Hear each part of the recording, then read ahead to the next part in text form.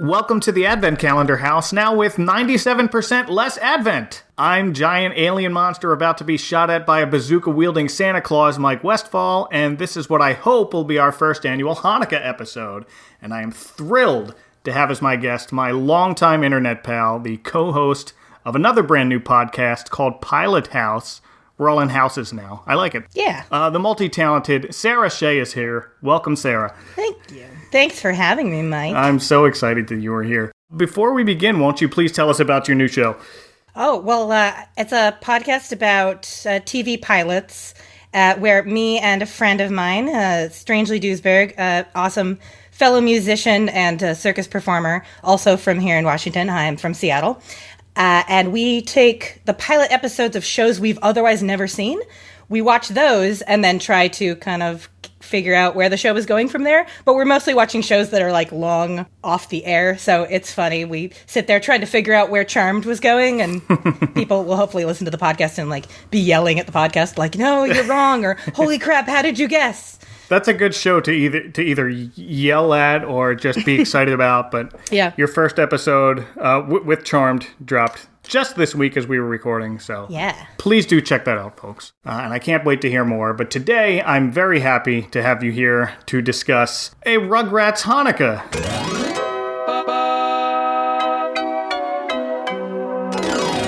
Spelled with a C here, but I believe you're on Team No C. Are there teams? There probably aren't teams. You know, I prefer no C, 2 Ks, and an H on the end. That's my personal preference. However, this spelling is like my second favorite, the Chanukah. I think it's the most conventional one. It's probably why they picked it. Okay. Yeah. I know. I just know that the Associated Press uses your preferred spelling, so that's what I used when I was in journalism for way too long. But, well, good job, AP. I know what's up. Yes. Now, as someone who grew up watching so much Christmas on TV, I know I've wondered before, why are there so few Hanukkah specials this time of year? And I believe you were one of the first people to clarify to me that Hanukkah is religiously a minor holiday on the Jewish calendar. Is that right? Yeah. Yeah. Okay. It is no more significant or important than a number of other holidays that most people who aren't Jewish have not heard of, like Sukkot or... God, I'm like a bad Jew and I'm totally blanking. Purim. I would say Purim's almost better, more important than Hanukkah, maybe? I don't know. Purim. See, Hanukkah is Jewish Christmas. Purim is Jewish Halloween. There you go. So it was always my favorite growing up. I mean, Hanukkah's pretty good. You get presents. But Purim, you get to dress up and go to a fair, like, or a carnival or something like that. Really? Yeah, and it's good times. It's like second Halloween. Loved it. Oh, wow. Good one. We need to get on that. Get some Purim specials out there. Yeah. Oh, yeah. I've never seen a Purim special. VeggieTales did an episode where they told the story of Purim. Really? But they did it very badly. I was very upset with them. Yeah, well, it's VeggieTales. Right. They were like, how do we tell this story that is absolutely a Jewish story? It is not significant, especially to, it's not from the New Testament, so it's a Jewish story. How do we tell this story without using the word Jewish ever? That's strange. Yeah, it was a weird approach. They were like, oh, Esther, don't tell anyone you're from our family. The king doesn't like people from our family. Oh, no. I'm watching it like, excuse me, VeggieTales, say the word. Anyway. Oh, that's bad. But yeah, there should be some Purim ones. Honestly, there should be some more Passover ones, because as many Jews have said, Passover is more like Jewish Christmas than Hanukkah is in terms of the significance. Like, if you don't live where your family lives and you're going to travel home for one holiday of the year, it's not Hanukkah. It's going to be Passover. It's Passover? Yeah. Okay. I've seen a few more Passover specials. There was one, I remember it was Claymation. Ooh. And I think it was called the Animated Haggadah. Oh, yes. I have seen that, but not since I was a kid. Okay. I haven't seen it since I was a kid either, but for some reason, it was on TV constantly, and I was glued to it because Claymation, but it was very well done. Yeah, I think the Rugrats Passover special is probably the best one, the most iconic. Actually, watching the Hanukkah special, I realized that I remembered very little about this episode. Everything I thought I remembered about it, I was realizing, oh no, that happened in the Passover special. I thought I remembered Angelica being cast as the villain, but she's the Pharaoh in the Passover special. Oh, of course she is. In the Hanukkah one, she's barely in the story.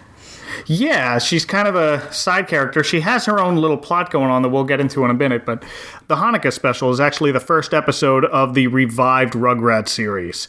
And I only know that because the internet told me, but Rugrats had initially ended a 3-season run in 1995 with the Passover special. That was their season 3 finale. Wow. I wouldn't know that. I mean, I didn't know. I don't think cartoons really had announced seasons as kids. Yeah. But that's how it's listed on Wikipedia. But then Nickelodeon brought it back for 6 more seasons, all starting with this Hanukkah special, which aired on December 4th, 1996. Wow. I was surprised when I went to look it up to find out what episode it was, and I saw that it was episode 1 of season 4. I was like, that seems like a weird thing to start a season with the Hanukkah special. Like, kind of seemed ballsy. It seems even more so now that I know it. They were coming back from a break. Right. Well, they came back from a break, and it was just this special, and then the next episode didn't air until, I want to say, May. So this was the only new Rugrats episode to debut in the year 1996, which is some weird trivia there. Good to know. I bet a lot of kids watched it being like, yay, Rugrats is back. And then we're like, what the hell is this? I don't think any of us cared or realized, just like, oh, I've seen this episode before. That was just not a new thing that I followed new episodes as a kid. And it was just, cartoons are on. Yeah, that's a good point.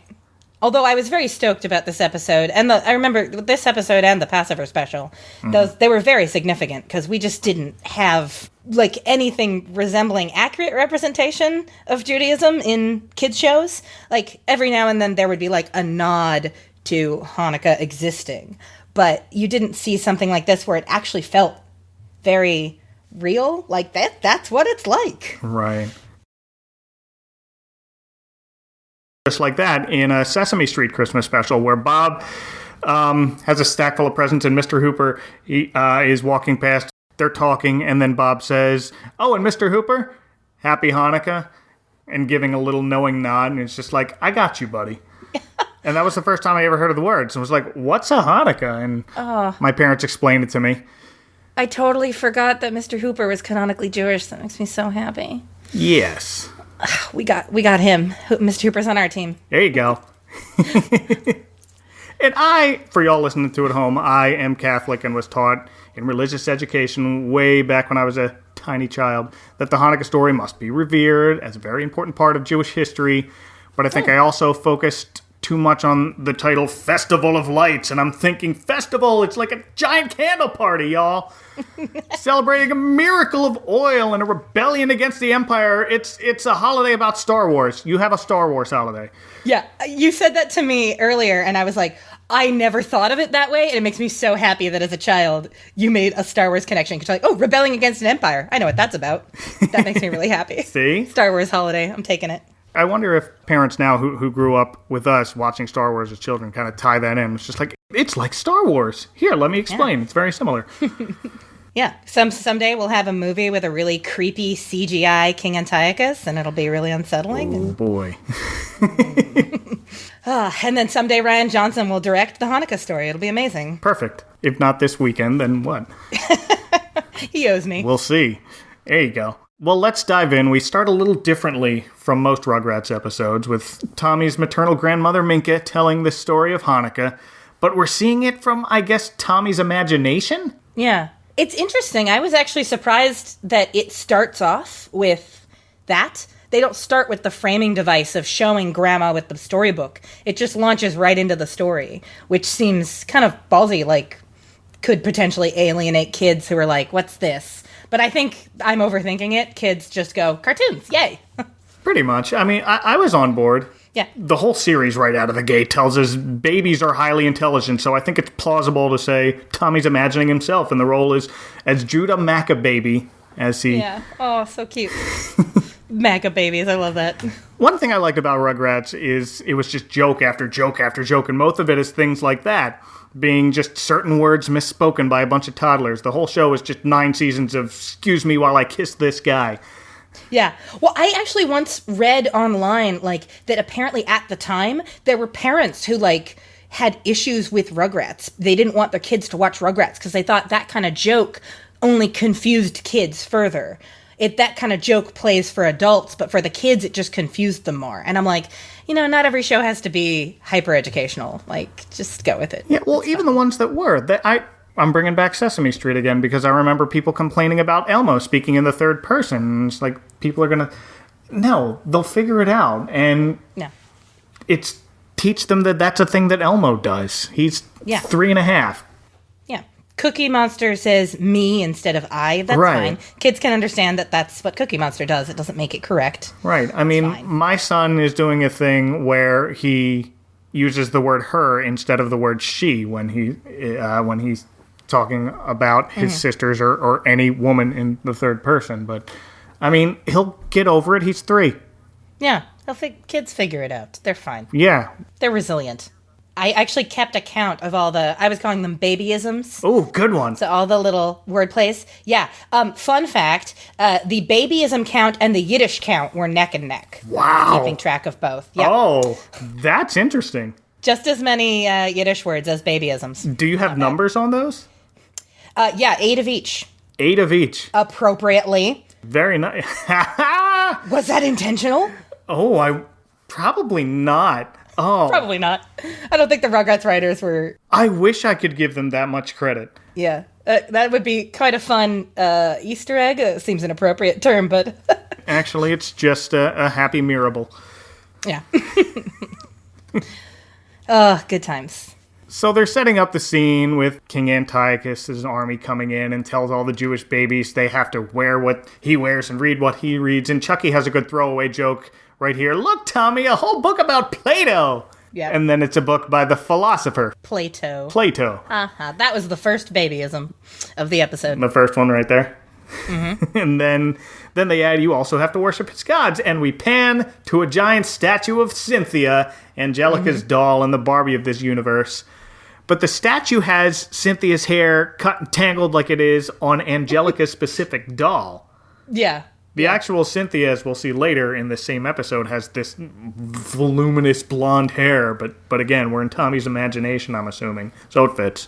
Yeah, I don't know that I ever really processed as a child that Angelica's doll was supposed to look like the much beloved doll of a little girl who had tried to maybe cut or style the doll's hair, and now the doll's hair was all crazy.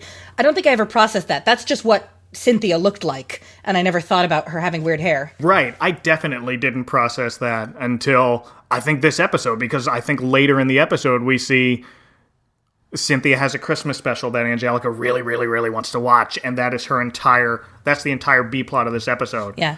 And you see Cynthia on TV with this long blonde hair. Yeah, she looks like Barbie, basically. Yes. And you're like, oh yeah, that's right. She's Barbie. She wouldn't have that crazy hair. That crazy hair is because Angelica is a child and she loves that doll. Yes. I'm surprised my daughters haven't done the same thing with their Barbie. Well, they have Barbies. They live in a drawer 90% of the time. They're into more, like, other characters we have little toys of. Yeah. So. I think I one time cut the hair of one of my My Little Ponies, and then my mom had to explain to me, it's not going to grow back. Oh, no. Oh, crap. And so I didn't do it again. So none of my other toys got their hair cut or styled because I found out, My Little Ponies, the hair does not grow back. Nope. Screw it up. Sorry, I think Parasol maybe was the one. Parasol? Sorry, Parasol. I don't know that one. She was yellow. She had little purple umbrellas on her butt. Of course. I don't know if she's in the new show. I don't believe so. As someone who has seen the My Little Pony movie in the theater with all 3 of his children and listens to the soundtrack pretty much every day on the way to school. I'm so sorry. Yes. Well, I mean, Christmas has been a nice break because nope, we're listening to this now. Yeah, there you go. There hasn't been a very special My Little Pony Christmas. Not that I know of, at least not a soundtrack for one.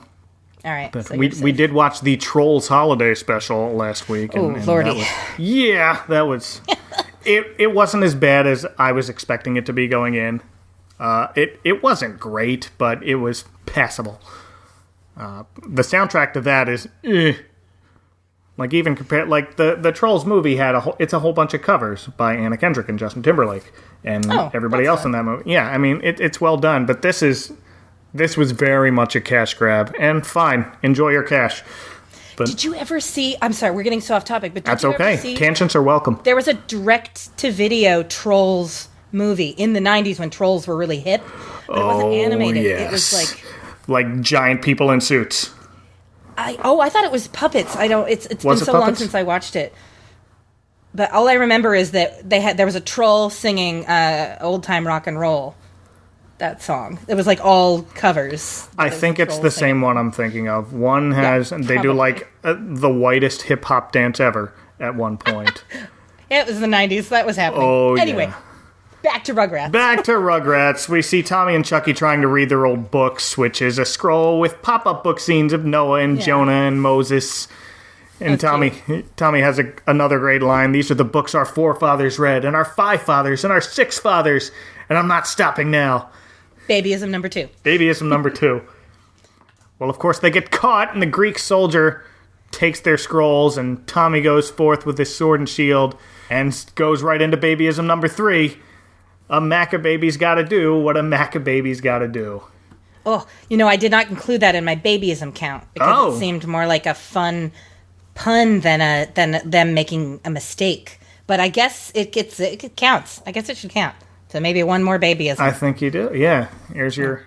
It's the best one, so I don't know why I didn't count it. I was like, right, that's the phrase that pays for this episode. That's the one everyone remembers, because that's the one on every trailer or every commercial for it. The line from this that was the most memorable to me is, of course, I'll save it for when we actually get to that point. But. I have one that may or may not be it, but that's not a babyism, but it is it is a joke. Yeah, we'll get there. We will see.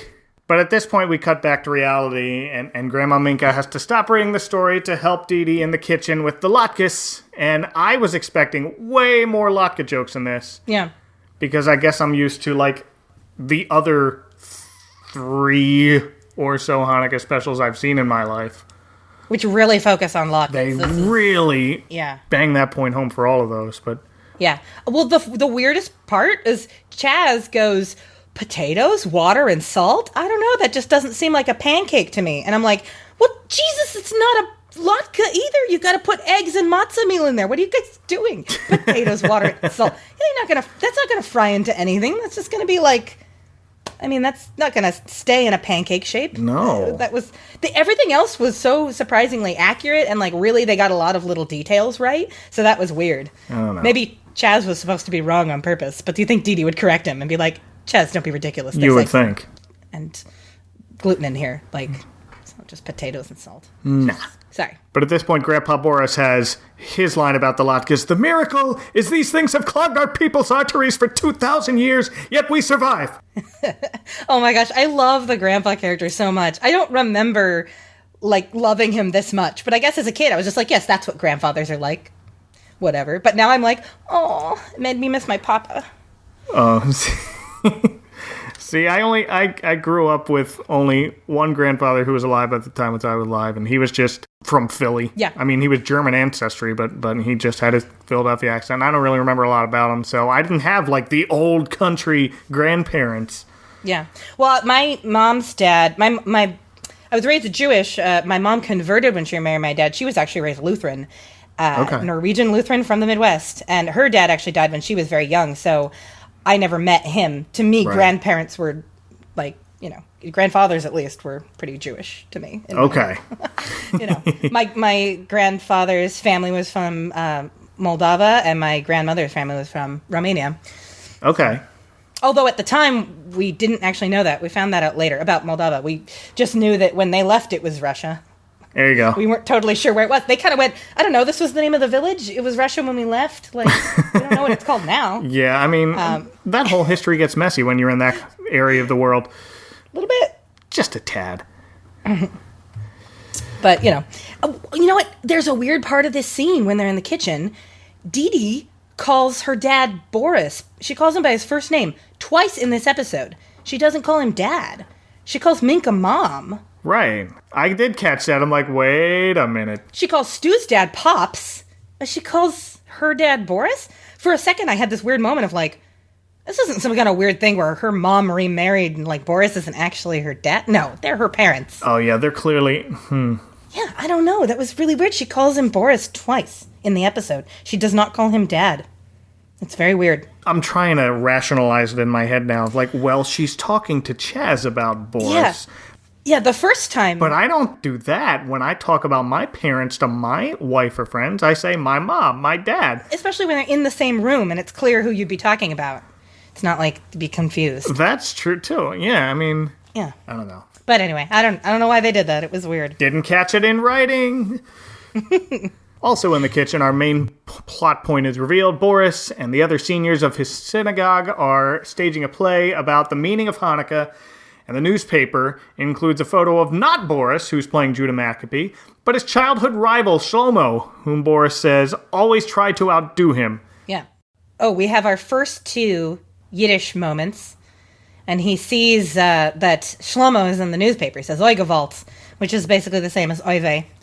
And then when he's complaining about Shlomo, he says Ganef, which is thief. And it's a little bit weird that they put it in there, but I'm like, he kind of stole his limelight by getting his picture in the paper, so I guess that works. Okay. I'm so glad I have you on this episode to explain all of these for me. And that you took count. Oh, yeah. Listeners, as soon as Mike said he was going to do a podcast about Christmas specials, I was like, dibs on Rugrats Hanukkah. That's for me. Oh, and thank you for that. Thank you for jumping right in. Was this your favorite one growing up? Because I know that, I only know of 3 or 4 Hanukkah specials in existence. You know, I didn't remember it as well as I thought I did, but thinking about it, I can't remember the Hanukkah episodes of any other shows from my childhood. So clearly, This is the one that stood out the most. I think this was the only one that felt like real. I mean, I think it was certainly the only one where the main character was Jewish. I mean, true. Tommy is, being raised in an interfaith household. Mm-hmm. They never explicitly, religion isn't a big part of the show. Right. But the main character is ostensibly in this episode Jewish. Yeah. His family is the one celebrating. It's not the main character goes to a friend's house and the friend has to show up and be like, and it's always a friend that they make up for the episode. Like, I feel like there was never. They went, oh, why don't we make a existing character Jewish? We could do that. Nope. It was always like, oh, hey, it's my random friend David from school that you've never met before. So this I think really stood out to us as kids because we were like, yeah, he's one of ours. Tommy Pickles is officially one of us. Boom. Let's go back to the long-standing childhood rivalry that Boris has. That seems to come up a lot in fiction. I had never had a rival growing up. Did you? No, not at all. I mean, I had, kids who bullied me in school, but they didn't remain my rival past elementary school, much less into adulthood. Right. Even as I think back about people, I mean, everybody gets bullied or even just pushed around a little bit, or, I mean, everybody that I know, but when I think about that, they were just annoying kids. Yeah.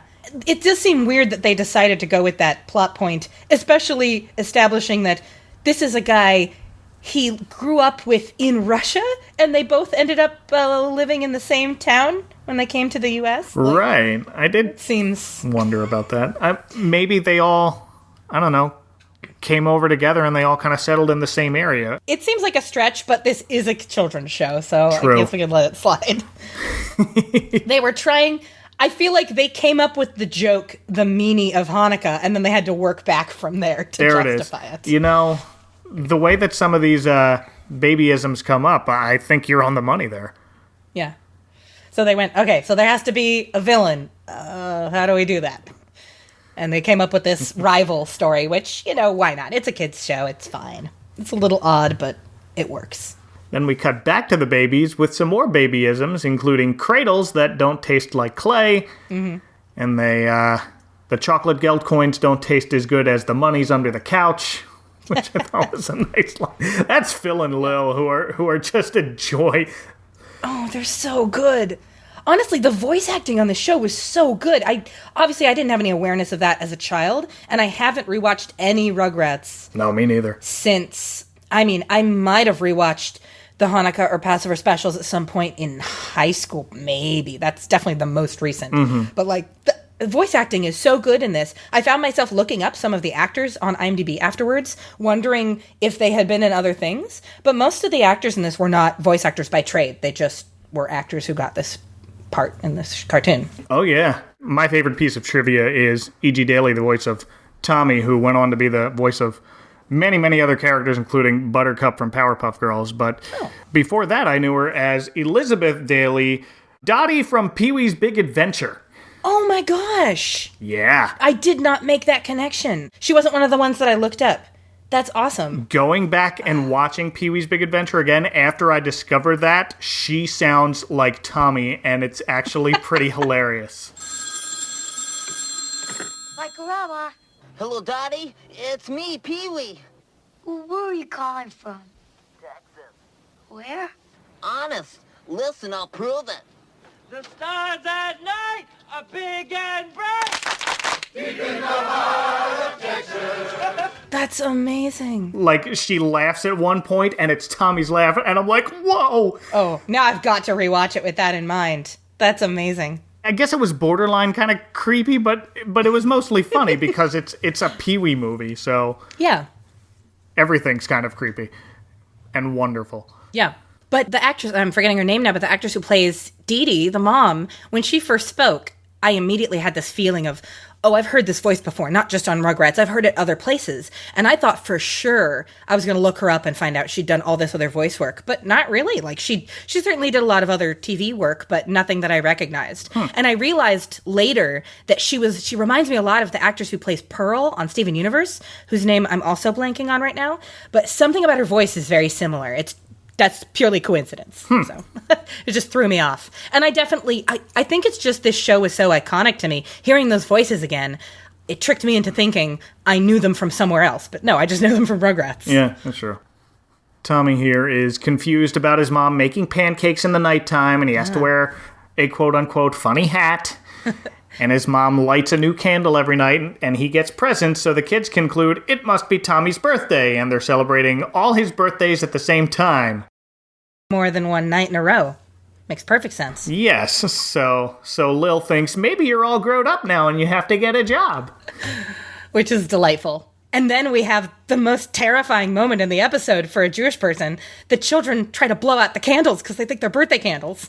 And I was like, I actually had a tense moment where I'm like, oh no, don't do it. Because you're not supposed to blow out the candles. If anyone listening is not aware of that part of the tradition, you light the Hanukkah candles and you let them burn down. This is true of candles in all Jewish traditions. Shabbat candles, Hanukkah candles, you let them burn down, you don't blow them out. So I had this actual moment of tension where I was like, they're not actually going to blow them out, are they?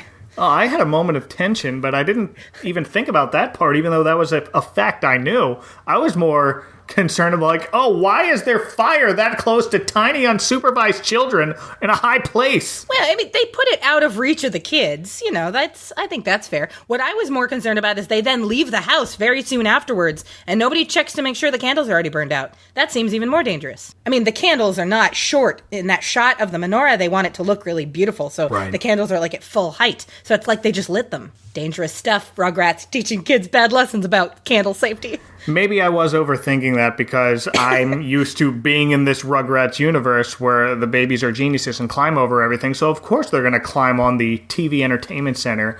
Wow, remember those? Yep. There's a reference to that again later. It's like, there is. So 90s. So 90s. But yeah, that's, I don't know. I was more concerned with them leaving the candles lit. Yeah. That was just dangerous. But you're a parent, so it makes sense that you would think. Could be. No. All I have to worry about is my cat trying to get at the candles, And he's not as clever as the Rugrats. I don't know. My manager has a cat, and she put up her Christmas tree, and it's a new cat, so she's worried about him just knocking it over, because when she put it up, he was just all excited and, jumping up and down, look at all of these balls hanging from this tree. This is paradise. Oh, yeah. Now, my roommate got a little Christmas tree for our apartment. It's about 8 inches tall, and it's made of gold tinsel. It's very cute. Aww. But my cat has only knocked it over once, but he has chewed on it a lot. There's gold bits of tinsel all over our apartment now. Well, thankfully, Angelica shows up, shoves them all out of the way to relative safety, and explains those candles are for Hanukkah. Oh, no, but she says they are for Chanukah. Oh, that's right. Because, iconic line, you have to when you say it. And so they all practice their in Hanukkah.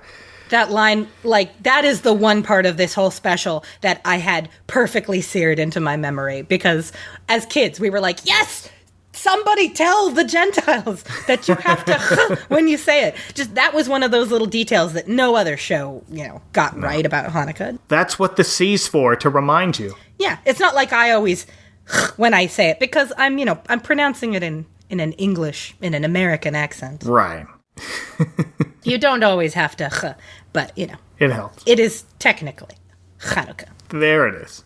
Of course, Tommy asks, harmonica, does that count on your babyism count? Oh yeah, I put that on the babyism count for sure. Beautiful. Hanukkah, harmonica. That might be, is that my favorite? I don't know. It's either that one or the next one, where Angelica explains Hanukkah is that special time of year between Christmas and misgiving. Yep. When all the bestest holiday shows are on TV, and yeah, that's accurate. I'm like, I feel you, Angelica. Never thought I'd say that as an episode. Yeah, Angelica is definitely very TV motivated. So she pushes the children out of the way, not to save them from the candles, but because she wants to watch the Cynthia, I can't remember what she exactly calls it, the uber awesome Cynthia extravaganza of Christmas specials or something like that. She's very excited to watch this show. That's what she calls it, but then later in the episode, the TV itself just refers to us as a very Cynthia Christmas. Done. Yeah. But it's Angelica, and she likes to elaborate and over-elaborate. She's been known to make a bit of a meal out of a saying that should have been a lot simpler. Yes, just embellish it a little. The time of year between Christmas and Misgiving, when all the bestest holiday shows on TV, was the runner-up for the tagline of this podcast before I decided to borrow from Sam the Eagle from the Muppets, a salute to all holiday specials, but mostly the Christmas ones. That's a good one. But I'm glad I got Hanukkah in here. Meanwhile, Stu's in his basement with his dad tinkering together a giant menorah for the play, and it's this giant gaudy mess featuring a calliope and fireworks pinwheel and some Russian dancing men. Yeah, it moves, it lights up, it plays Hava Nagila. It's very, very elaborate. And Grandpa says, don't you think you might be overdoing it a little? He wanted, the rabbi just asked you to fix their menorah and not reinvent it. And Stu says, I just want to show Dee Dee that I'm really supportive and I want Tommy to be proud of his heritage. And it's like, I was just feeling this every single time somebody tries too hard to, they're like, I just want to show you that I just really respect your holiday. And it's like, okay, dial it back though. Just calm down with the little dancing men. So that was another part they really got accurate. Did they? Okay. Yeah. It reminded me of, and I sent you a video of this, there's this monstrosity at the Miami Marlins baseball park. Whenever they hit a home run there, and it's like giant Marlin swordfish like swimming out of there, and they play some music, and it's just, that's what it reminds me of. I watched that video and I was so confused because I'm not a baseball person, and I was like, this isn't like normal for baseball, is it? This is weird. It's becoming a thing where all of the newer ballparks, and that's a very new ballpark, I think it opened in 2011 or 2012, where when the home team hits a home run, something spectacular has to go up. The Marlins have that, it's a giant thing. Like that gigantic. video, that video doesn't even give it justice of how huge that thing is in person. It looked enormous. There's little marlins jumping in the air. There's actual, spouts of water. It looked like something that should have been at Disneyland, not at a ballpark. Yes, it's this gaudy, gaudy mess, but it's very Miami. So, to their credit, sure. It certainly was on par with this ridiculous menorah that Stu built. Oh, yeah. Except his was supposed to be ridiculous in a cartoon for children. So, the Marlins don't have that excuse. No. Yeah, a lot of new ballparks have that. In New York, the Mets have a big apple that rises out and throws out confetti or something. In Philadelphia, they have a giant Liberty Bell that bongs. But that is way, way over the top, just like Stu's menorah, which of course explodes, and then Stu wants to stay and fix it and meet Dee Dee later, quote, at the church. And then my favorite line that I didn't remember as a child, but as an adult was definitely my favorite line, when he shouts, it just needs a little finessing, I'll meet you at the church. And Grandpa shouts at him, it's the synagogue, Hanukkah boy. I don't know why I love that line so much, but it was great. That is a good one. Oh, because Stu ends up getting stuck in what he thinks is traffic, but is actually a Christmas parade with floats. Yeah. And he's got the giant menorah strapped to the roof of this sedan, and Pop just sighs and shakes his head. The whole episode, he's like that, just, my son's an idiot. Yeah. And I love that, but at the same time, boy, do I hope my dad hasn't been doing that about me my entire adult life. Yeah. Well, what's funny is that he, oh gosh, you know what? You can cut that because I absolutely forgot where I was going with that sentence. Sounded like I really had something to say, but it just jumped right out of my head. Like a marlin jumping through that little display. Oh, well, now it's staying in. Shouldn't be funny when I make mistakes. But yeah, the whole thing with the giant menorah is it just seemed like a perfect encapsulation of every time that somebody tries a little too hard to show you they're supportive of your special holiday. Well done, Rugrats. Well, now we cut to Angelica watching part of the Cynthia Christmas Extravaganza special, and we see a commercial for a lovely action special I referenced at the beginning, Santa versus the Alien, featuring Santa firing a chimney-shaped bazooka into the mouth of a robot dinosaur, and I've never wanted any fake cartoon to exist more than this one. Yeah, that did look pretty great. And they established that the Cynthia Hanukkah special was coming. Oh, excuse me. Oh, we should be so lucky. The Cynthia Christmas special was coming after that movie. So established she had a little time to still watch it. Because she gets torn away from the TV by Dee Dee, who says we're going to the Hanukkah fair, that's a little weird. Like, I don't know that a Hanukkah fair is like a thing, but like, sure, that's fine. I can let that go. Okay. I was going to ask you about that. They arrive at another babyism, the cinema bob. Yeah. That was a stretch.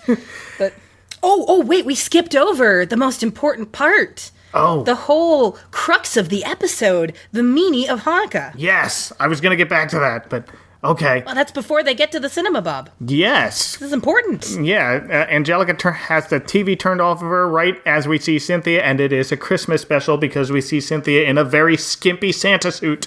But she has to turn it off because everybody's leaving for the play at the synagogue. She doesn't care about the meaning of Hanukkah, and the babies overhear that. No, it's Grandpa Boris who says he's still grumbling about Shlomo, his rival. That's right. Who's going to play King Antiochus in the play and poke him with his sword. And he goes, the meaning of Hanukkah. Puh, and throws the newspaper on the ground. And the kids hear that and see the picture of Shlomo and go, oh no, that's the meanie of Hanukkah. Well, no wonder Grandpa doesn't want to play with him. If he's a meanie. That's so cute. And Chucky adds, I had to play with a meanie at daycare, and he made me lick the slide, and then he hung me from the monkey bars, and then he buried me in the sandbox. And then Tommy asks, what happened? He's like, one of the, teachers or whatever came and got me out of the sand and then made us both take a nap. So Tommy realizes what they have to do. Yes, they make it their mission to put the meanie of Hanukkah down for a nap. Mm-hmm. And wouldn't so many problems, small, large, even global perhaps, be better resolved after a nap? I absolutely agree. In fact, I would like to propose that when you're mad at someone on Twitter, take a nap is the new delete your account. There you go. Oh, I like that. That's take a nap. That's like the opposite of every person giving you the same marriage advice on the day of your wedding. Never go to bed angry, but I want a nap. But I'm tired. Right? Sometimes you do need to rest. Yeah, I mean, make up and then snuggle and take a nap together or something. Oh, that's a good one. Yeah. There you go. I like that idea. It good works. Advice. Now, did you watch or were you involved in any religious place like this growing up? I don't remember.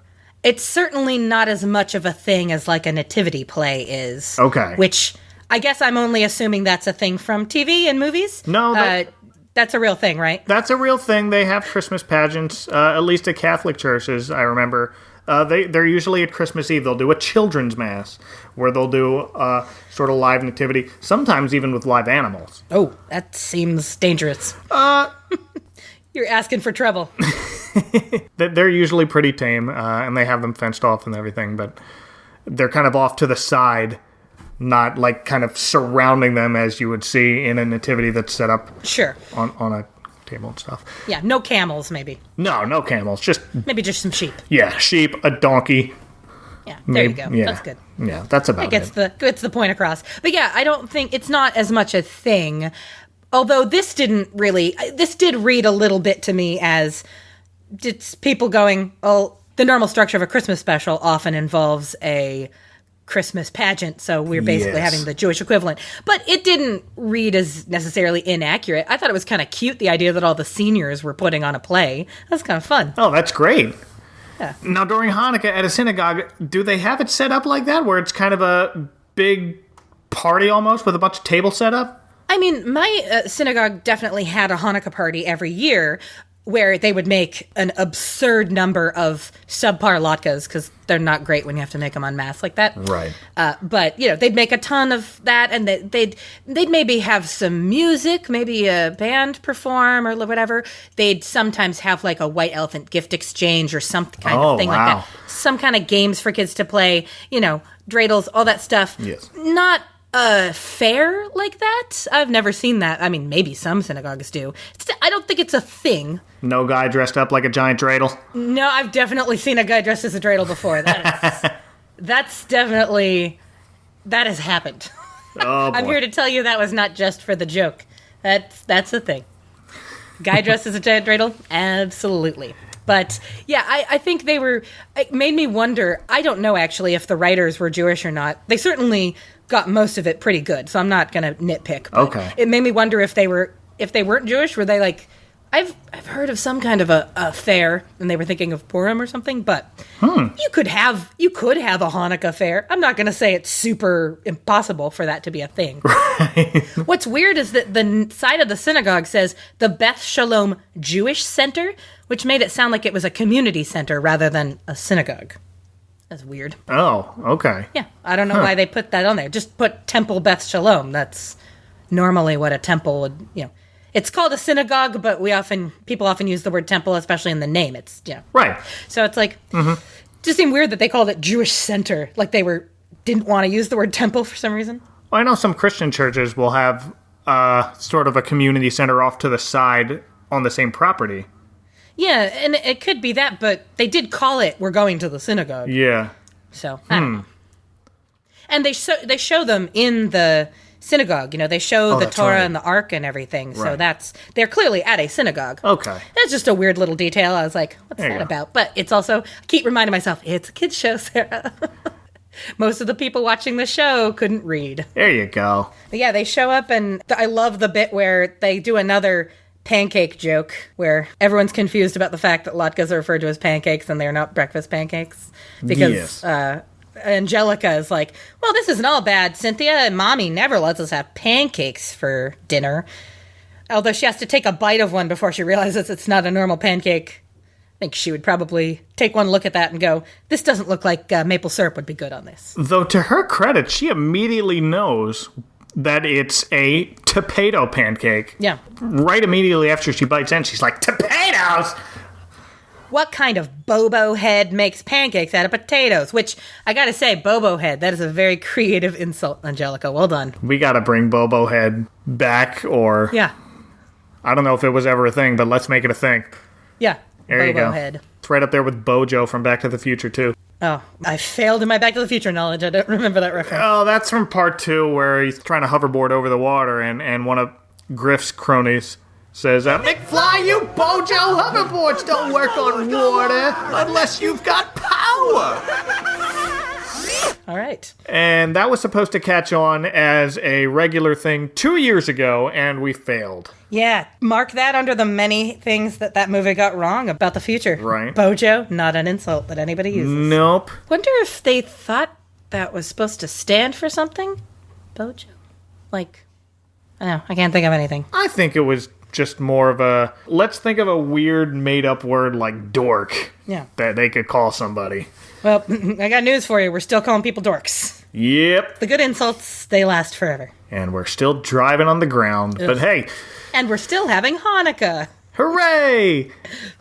But Angelica is tired of these potato pancakes, so she decides to go find a TV to watch her Cynthia special. But not before throwing her latke, Steps over the guy dressed like a giant dreidel, who slipped on her. who comes up again in the second for Yeah. another good quick joke. Is this the joke you were about to mention at the beginning? Oh, I don't remember. Oh. But yeah, she knocks him over and Runs into him again, like, as she finds a TV. yeah. Yeah, knocks him over this time. And then, well, first, she thinks she finds an entertainment center. Yes, which is such a great 90s reference. People don't put their TVs in closets anymore, really, do they? No. I don't know anybody who does. I don't think so. No, they're all just either hanging up on the wall or mine are on a table. Yeah. Mine's on a dresser. Yeah, I guess they're smaller now, so we don't feel as much of a need to, like, enclose them in furniture. Yeah, they were these big, giant cubes, so you had to put them in something. Yeah. If you want it to be on eye level, anyway. Yeah. But she thinks she's found an entertainment center, but it's the Ark. She opens it up. It's full of Torahs. And she's like, what is this garbage? The rabbi comes in, but she's out the door, then finds a TV on a janitor's closet and runs after it, but bumps right back into the dreidel guy again with my favorite joke of the episode. I broke a shin because of you! And it shows a little shin character on the dreidel with a bandage on it. I am embarrassed to admit that watching this, I watched this twice today because I wanted to make sure I kind of had it in my head, and it's only 22 minutes. But the first time I went, why does he say I broke a shin and then point at his butt? That's weird. It's not where your shin is. Like, I missed the joke. Then watching it the second time, I was like, also, why is the Band-Aid on the... Oh, it's on the shin. I'm an idiot. If anyone listening is unfamiliar with what the dreidel looks like, each side has a different letter, and one of those letters, the Hebrew letters, is shin. So, he broke a shin. He broke a shin. It's a good joke. It's a great joke. It is my favorite joke. I just totally missed it. I'm ashamed that it flew right by me. Dock me 5 Jew points. Oh, dear. 50 points from Jewy-Dor. Hanukkah puff. Hanukkah puff. Boom. He kind of takes Angelica's arm and walks her into the nursery where she can't cause any more trouble. Yeah. She's quickly joined by the babies who tried to attack the Meanie of Hanukkah when he got up on stage. Yeah. And put him down for a nap once the play begins. So they're telling Angelica their plot to put him down for a nap, and that gives her an idea. You don't need blankies to put grown-ups to sleep. You need a TV. Yeah, you know how Grandpa Lou always, every time he turns the TV on, he falls right asleep? That is the most accurate description of every adult watching a television. I'll try to binge watch something, and halfway through the second episode, I am out. I almost wish I could do that. I take a long time to fall asleep. Everything's got to be lights out, just the right noise, like white noise machine going. Like, my roommate falls asleep to TV and movies all the time, and I'm like, nope. If there's something on to watch, my brain is hyper-focused on the story. Alas. I'm not one of those grown-ups. I start like that, and then, nope, asleep. Yeah, but they help her break out of the nursery. Because that's what the Rugrats do. They just break out of encasements. That's their thing. Despite the fact that there are only, 3 kids in that nursery, the old lady watching them totally doesn't notice. Nope. I don't even remember what she was doing. I don't think they don't even show her. They didn't come up with an excuse. They didn't show her being distracted or falling asleep or something. Nope. They just break out because they're Rugrats and that's what they do. Back is turned and everyone's just oblivious of these tiny children they're charged with. But we cut to Boris and Shlomo getting into an actual old man fight on the stage. Yes. And they close the curtain on them as they air their grievances. And we have another one of our, another Yiddish moment. We skipped one of them. Grandpa also uses chutzpah in the kitchen scene earlier. Oh. Which, means it's one of the hardest Yiddish words to translate.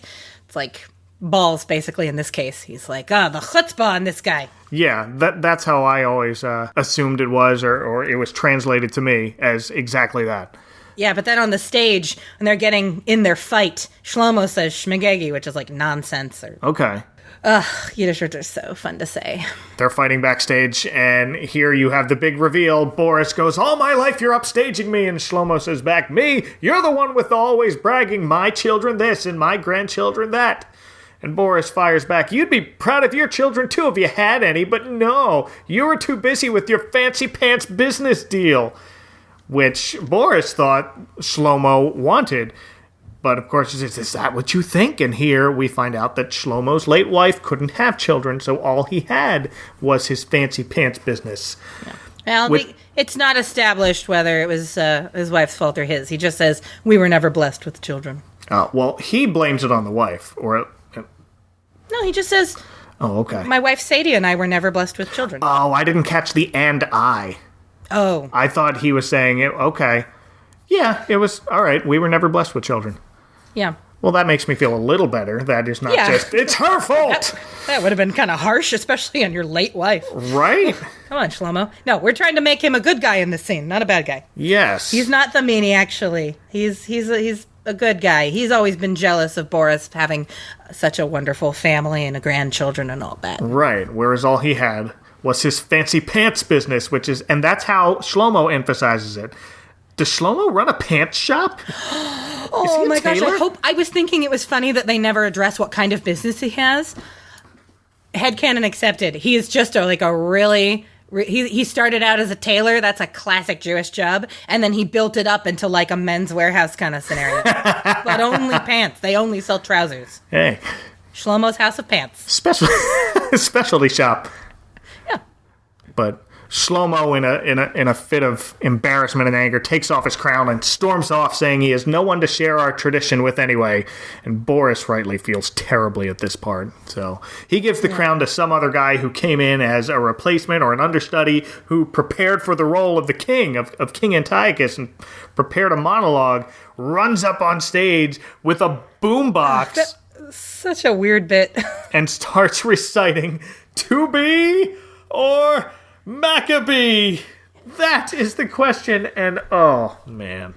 Yeah, such a weird little... It's like they really wanted to put a joke about how theater people are silly in this special, and that's how they worked it in. There you go. Between that guy and the old man fighting, this could have really ended in disaster, which, spoiler alert, it doesn't. But do you have any story? Like, what's the worst onstage mishap you've ever witnessed? Oh, actually, the one that comes to mind immediately, sadly I was a part of, I didn't get to witness it from the audience. In high school, I was in a production of Bye Bye Birdie, and I played Ursula Merkel, the best friend of the lead character, Kim something. Kim. It's been a while. Yeah. And this scene begins with Ursula talking on the phone to Kim, and Ursula is visible first. You don't see Kim right away. And I was on this, we had this there's the whole big song the kids sing about being, there's tons of kids on telephones gossiping about, did you hear about Kim and her boyfriend getting pinned, and this whole song. And for that song, we had all the kids hanging from this what's it called? The big metal thing that you use to get up to the lights. Oh, the scaffolding. Scaffolding, thank you. Yeah, we had the scaffolding in front of the stage, and the kids are all hanging off of that with phones in their hands, singing their parts about, gossiping about Kim. And then, at the end, all the kids get off of the scaffolding, except me. I'm on the very top of the scaffolding, they wheeled the scaffolding off to the side of the theater, which was terrifying already. I was already like, oh God, please let me not fall off of this. And then they put a big spotlight on me, so I kind of can't see anything because there's a spotlight in my face. And I do my whole monologue about, oh my gosh, Kim, I just can't believe it. I just can't believe you got pinned to Hugo, your boyfriend, and blah, blah, blah, blah, blah, blah, blah, blah, blah, blah. And then the end of the monologue, I direct the conversation to Kim, and I go look at the stage where Kim is supposed to be sitting there with her phone up to her ear, and our actress playing Kim was not there. She was not on stage. She had missed her cue. And I sat there absolutely frozen. Oh no. Because what's going through my head at that moment is that as a child, I really wanted to be an actress. I wanted to be a movie star when I grew up. And all I had heard about the kid stars that I watched in movies was they all seemed to get discovered because they did, they were in a play. I think Christina Ricci's story was that she got discovered by an agent because she was in a school play and she really had to pee on stage, and she came up with some clever way to get off stage early. And they thought that was really clever. I don't know if that's really real or not. And then, but that's a great story. Yeah. And then I think Joseph Gordon-Levitt had a story like that or something where an agent saw him in a school play and he did something. He hurt his leg and he came up with some way to get around it. I don't know. I'd heard that kind of story. So it's going through my head like, come on, Sarah, this is your moment. Something's gone wrong. You have to ad-lib, of course. I was in middle school, actually, now that I think about it. I was in 7th grade. Oh, wow. So I'm a child. I don't know how to ad-lib. I don't know how to get out of this. So I just froze. And I'm sure it was probably only 30 seconds, but it felt like an hour in my memory. Sure. Until Kim finally walks on stage, saying her lines as she walks up to the phone. I'm like, bet you could have at least waited till you had the phone in your hand. But right? Anyway. Still mad at that Imagine girl. how that sounded on the phone. Oh, my worst onstage mishap was not a production like that, but it was on stage, and it was me. I'm a senior in college, and I'm part of the freshman orientation assistants, and I'm on the stage with a couple of other guys, and we're doing the Apache dance from the Fresh Prince of Bel-Air. Sure. And at one point, I apparently hit my head on a spotlight, and I'm told I just go down immediately. Because the next thing I remember, I'm outside lying down in another girl's lap, and she's got a gauze pad on my head. And Not a bad way to wake up, though. No, yeah, well, you're not I think wrong. of worse. I got little, but not too little gash in my forehead, so that was fun. I'm glad that we both had experiences where we were the ones who got in the... I honestly can't ever remember. I think that says something, though, right? That, like, the mistakes you remember are your own. You don't really remember when other people screw up. No, of course not. It's comforting. Other people never remember your screw-ups the way that you do. Right. Remember that, kids. There you go.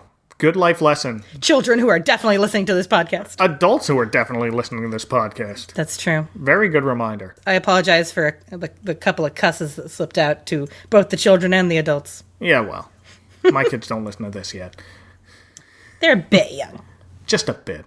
But getting back to the show, Angelica and the babies have finally found the TV, and the janitor fast asleep, so Angelica, being Angelica, runs off with the TV to watch her Cynthia special, and right into Shlomo, the Meanie of Hanukkah. Yeah. Chucky gets a good line in there, actually, where they're like, great, we have the TV. Now we can put the Meanie to sleep. And Angelica goes, don't be stupid, babies. I'm going to use it to watch my Christmas special. And Chucky says, well, who could have seen that coming? Chucky getting real. Chucky, the eternal negative baby. Who he also... Oh, no, that comes later. Never mind. Okay. We'll get to it. Yeah, now we have Angelica bumping into Shlomo, and the TV falls and shatters, so she, in a rare Angelica moment, starts crying. Yeah. Rare moment where she actually acts like a child. And is actually upset and not fake crying. She's like legit upset that she can't watch her special. Shlomo doesn't know what to do. We just established he doesn't have children and never has. So yeah. And we have our next Yiddish example. He says sha sha, which is like a term of endearment. He's at least kind of trying to calm down a child, but he doesn't really know what to do. Yeah, he's picking her up and desperately trying to console her, but the other babies think he's attacking her because it's the Meanie of Hanukkah. Right. So Tommy decides to put the Meanie to sleep by getting out a story to read to him. So he walks up with a book about Hanukkah and tries to show it to him. That's where Boris finds the whole scene and just casually says, I want you to read them a story. Come. But they're your grandchildren. No. He wants you. Boris understands. Yeah, Boris picks up Angelica to calm her down and tells Shlomo, come on, read the kids the story. So they go to, because they're behind the stage, they're behind the curtain right now. Right, audience sees none of this. Yeah, they sit on the remains of the set of the play.